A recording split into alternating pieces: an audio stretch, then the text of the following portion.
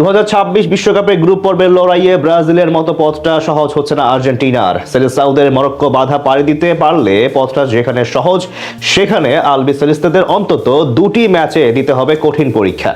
Scaloni ছেলেদের সর্বোচ্চ দিয়ে লড়েই তুলে নিতে হবে জয়।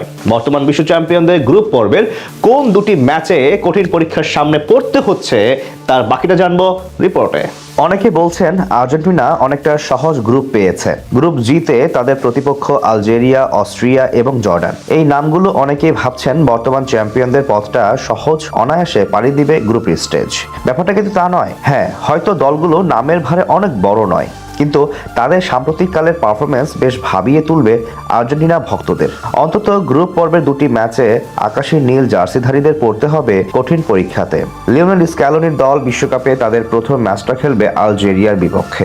আফ্রিকার প্রতিনিধিরা বর্তমানে ফিফার র্যাঙ্কিংয়ে আছে 34 নম্বরে। তবে সবশেষ আফ্রিকান নেশনস কাপে তারা অবশ্য খুব বেশি ভালো করতে পারেনি। 2024 সালে অনুষ্ঠিত হওয়া এই টুর্নামেন্টে গ্রুপ পর্ব থেকে বিদায় নিয়েছে। তবে এরপরে ঘুরে দাঁড়ায় তারা চমক জাগানিয়া পারফরমেন্স করে জায়গা করে নিয়েছে 2026 বিশ্বকাপের মূল পর্বে। তারপরেও হয়তো গ্রুপ পর্বে আর্জেন্টিনার বিপক্ষে পাত্তা পাবে না আফ্রিকার প্রতিনিধিরা।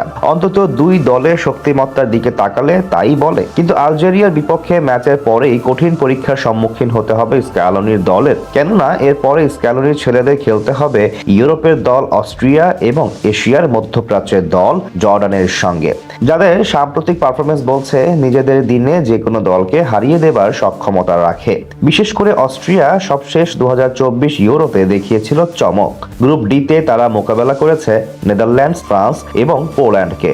এমন ডেথ গ্রুপ থেকেও নির্ভর ফুটবল খেলে পাড়ি দেয় পরের রাউন্ডে। সেখানে তারা চমক দেয় গ্রুপ চ্যাম্পিয়ন হয়ে। প্রথম ম্যাচে নেদারল্যান্ডসকে 3-2 গোলে পরাস্ত করে। পরের ম্যাচে ফ্রান্সের কাছে 1-0 হারলেও পোল্যান্ডের বিপক্ষে তুলে নেয় বড় জয়।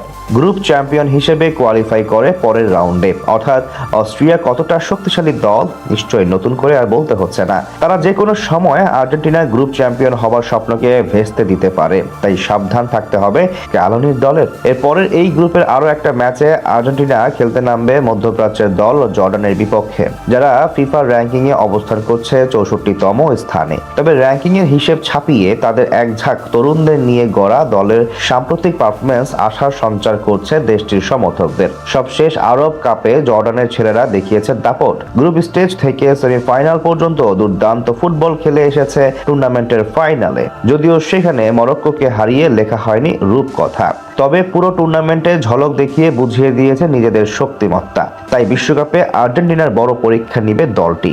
সব মিলিয়ে ব্রাজিলের মতো বিশ্বকাপে গ্রুপ পর্বে আর্জেন্টিনার পথ চলাটা এত সহজ হবে না, বরং বেশ পরীক্ষাই দিতে হবে। অন্তত দুটি ম্যাচে সেরাটা খেলতে হবে স্ক্যালোনির ছেলেদের।